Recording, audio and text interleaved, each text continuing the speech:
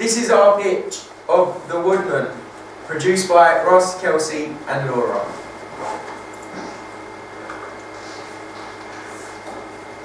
The idea. This is the general idea that we've had for our film and film trailer.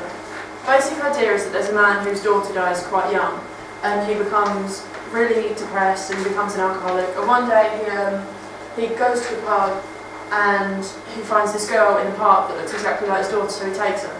And then he finds out, realises it's not his daughter, murders her, is overcome by grief, and then he goes into a deep depression again, which is haunting. And then at the park where he murdered her, every time someone goes there, strange things start to happen because the girl's haunting the park.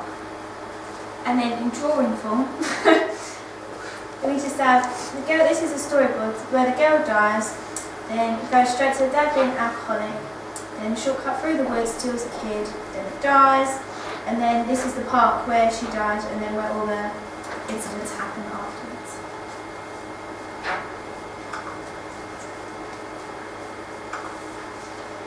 This is everything about the magazine. We'll start with the cover stories. The cover story is important because they're the main thing that will attract the audience to the magazine. For maximum impact, we decided that the main cover story needs to be about the film that we're advertising. We'll also have other things to attract the audience to the magazine, such as review of other horrors, DVD releases and competitions, which is all to get the audience to look at our magazine and want to buy it more. Exclusive to something else that's important when you're looking at magazines.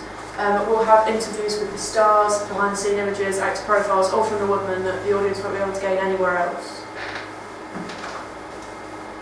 Sketches. As you can see, these are the sketches for The Woodman magazine. We have tried to evolve as many key conventions in as possible. The main one we want to keep, and the aim that we want to keep, is the standard masthead, main image, barcode, cover lines, hugs, and so on and so on.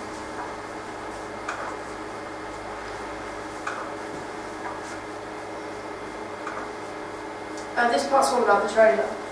Camera angles are very important in trailers. Here are some key conventions that we decided to use in ours. Low angle shots to give the villain power, high angle shots to remove power from the victim. Establishing shots will set the scene, which we've decided to use an isolated location, which is very important to convey to our audience. And reaction shots, which allows you to empathise with different characters in the film. There are some important sound conventions that we decided to use. Different volumes will frighten the audience. Distorted sounds will make the audience feel uneasy when they're watching the trailer. Innocent sounds will use to lull the audience into a false sense of security. And thudding music, which is generally designed to imitate the sound of the heartbeat, and as it increases, you'll think your heartbeat's increasing and make you feel more frightened. Similar trailers we've got The Grudge and The House at the End of the Street. We use The Grudge due to the haunting aspect of the films, and it uses a child, which is similar to our idea. And then our main reason for using The House at the End of the Street is location. It's isolated, they use a forest, which is a very key idea in our film. And there's also the use of supernatural and female protagonist, which we think is a good idea for our trailer.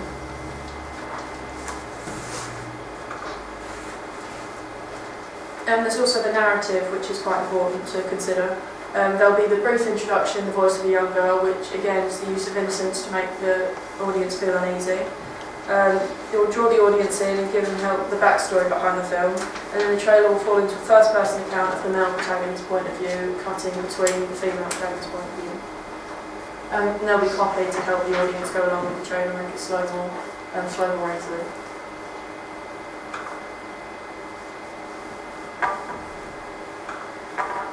The poster. These are a few of our masthead ideas that we came up with. They all have a horror appearance. We decided to choose one of the styles for our typography, and we're going to use it for every masthead we use to show synergy. This is the chosen masthead idea. We chose this masthead idea because it fits in with the genre of the film. It has a unique style. It has a wooden textured appearance which relates to the title. It's attractive and will be recognisable. It's eye-catching and stands out to the audience. We're now going to construct a simple thumbs up, thumbs down exercise, where if you like it, you put your thumbs up, if you don't, you put your thumbs down, and you can also be in the middle, where you put your thumbs to the side. Okay? Go.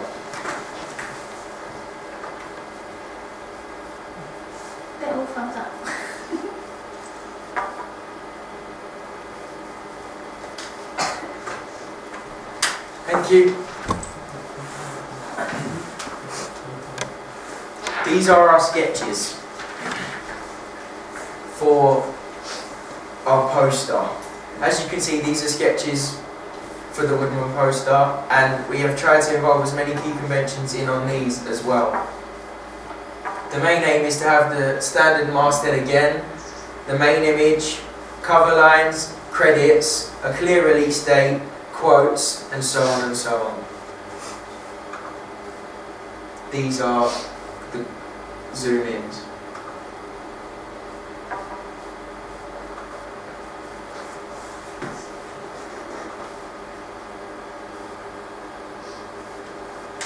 These are similar posters to the ones that we had.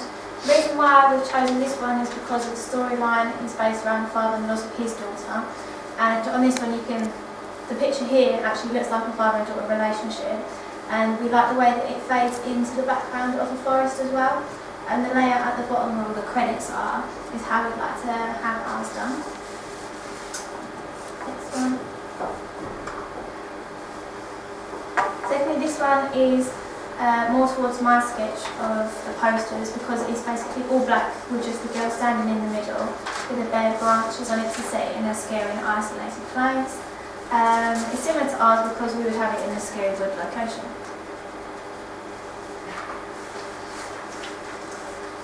This one kind of explains itself. It looks like a scary forest as well, and the fact that the girl has the hair covering her eyes and not giving direct address to anyone is scary. And we was thinking about using that in ours. And it creates a sense of the fear of the unknown, and again this poster is also set in the type of locations we'd like to film in. Overall, each of the three posters I've found are similar to how we'd like to feature our film poster. From looking at the different layouts have helped us design of how we want our poster to look more effective. Also, all from these posters, we have different camera angles for the main image, but most of all, they're all effective in different ways. Personally, I thought for the horror, to be the best angle would be an extreme close-up, but now I've learned that all angles can be effective and presented in different ways.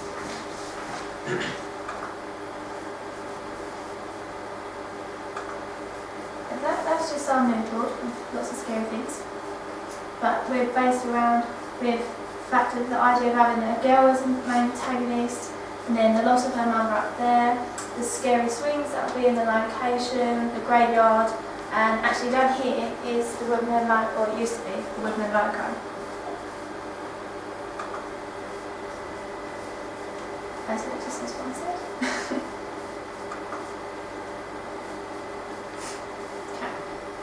These will be, or will be considered to be the main actors. You've all got one of these here, if everyone's got one. And basically what it says is what each actor will get if we'd like to use them, just so they can sign and just agree everything that they're aware that they'll be filmed and put online and etc. like that.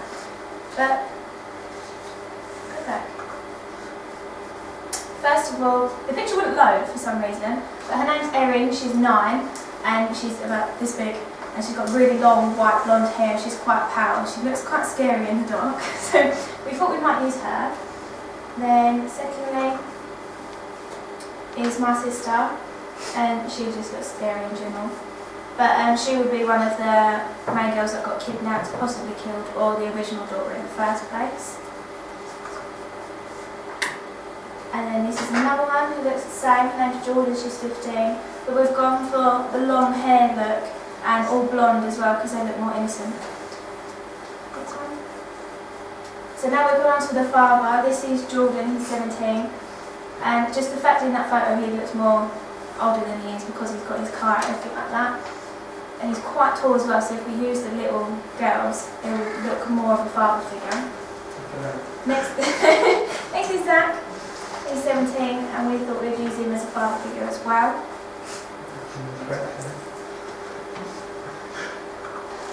And then last but not least is Ross himself, just because we thought it might be easy to have someone who's in the group already in the film to make it more realistic. And Ross is really tall compared to all the little girls that we might use.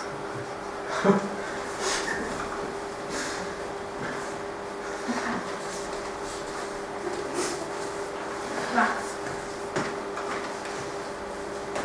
distributor, we've got Hammer Film Productions. It was founded in 1934. Hammer Film Productions became worldwide famous for its successful. It's done a partnership with distribution with Warner Brothers and major US studios. The company recently been taken over and have announced that they want to spend around 50 million, which is around 25 million, on new horror films. So that will be ours because they're all low budget, but you can make a big profit from it. And the distributor, this one's not really commonly known as much, but Brain Damage Films, they do mostly low budget films, but they get distributed all the time.